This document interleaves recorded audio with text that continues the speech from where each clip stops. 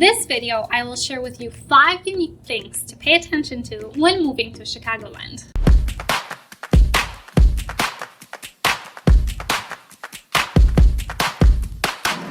Hi there, this is Gabby with Nex-Gen Real Estate and Property Management, serving all of Chicagoland in their real estate needs.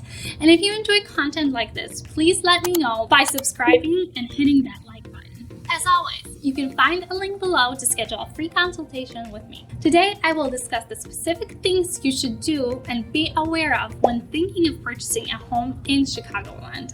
Buying a new home is likely to be the single largest purchase you make in your life. It is critical that you surround yourself with educated professionals at each level of the buying process to protect your investment. Always start your process with a knowledgeable real estate agent that will guide you through all these steps and take the stress off your shoulders. So here are things to do when you are moving to a new home in Chicago. Number 1, know your property disclosures. Residential disclosure.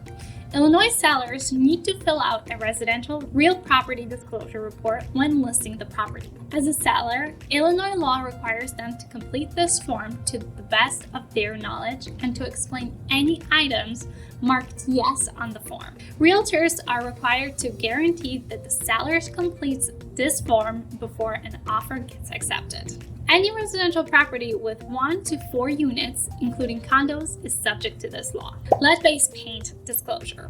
A lead-based paint disclosure form is a document that is given to all tenants and potential buyers of homes that were built before 1978. And that form details the property's history of lead-based paint exposure. The documents were intended to alert any prospective owners or tenants to the possibility of lead-based paint being within their residence' internal walls.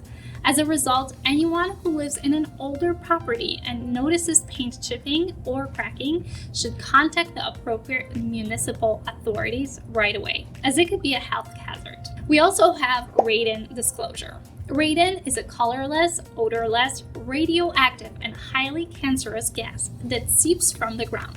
Sellers in Illinois are not required to test for radon, but those who are aware of radon concerns must inform all potential buyers wanting to buy on the first or second level above the ground level. Number 2, get an attorney. Purchasing a home is a complicated procedure, and Illinois, being one of the judicial states, requires you to have a legal representation on the closing for both buyers and sellers. Real estate lawyers will ensure that the contract is clear and error-free and that any title difficulties are detected and resolved before the closing. Lastly, they act as a title agent, and that is one of the most important duties that the seller's attorney play in the residential real estate transactions. They collaborate with the title company to guarantee that the seller has the legal authority to transfer full title to the buyer. If any obstacles to this right exist, the attorney will identify them and work with the parties and title firm to resolve them. On the buyer's side, during the transaction process, your attorney will explain the contract to you and ensure that the document's actual provisions correspond to your understanding of the arrangement. Your lawyer will use his or her expertise to ensure that the agreement is fair to you. The purpose is to safeguard your interests in the event that the deal falls through. In many cases, the attorney modification and review process will save you far more than the attorney's fees. Number 3, floodplains insurance. When you are planning to move into your new home, floodplains and insurances are to be considered. Check the property flood zoning. After you've determined your home's overall danger of flooding, take any necessary steps to flood-proof your home. Floodproofing can be as expensive as home renovations or as simple as routine upkeep. Furthermore, there is a huge chance that the mortgage company will require you to have a coverage when your house is located in a mapped floodplain. And that could be a big factor in your ability to purchase a home, as the insurance payment will rise your new debt-to-income ratio.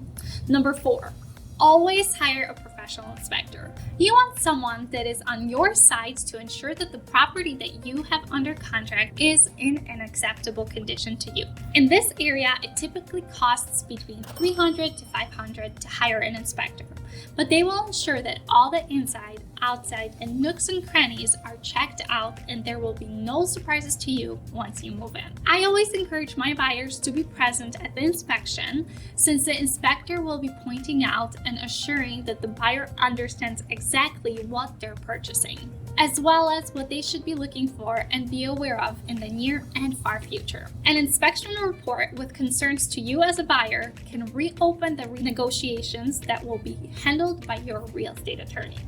Number 5, avoid Zillow pre-foreclosed homes. Those are not homes for sale. It simply means that the owners are behind on their mortgage. Since it is a judicial state, it takes years before the bank actually forecloses. State agents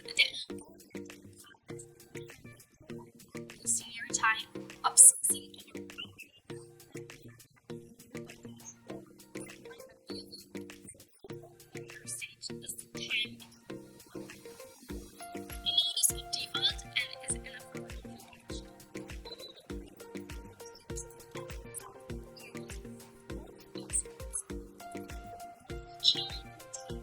distressed home. Pre-foreclosure listings are search function on Zillow.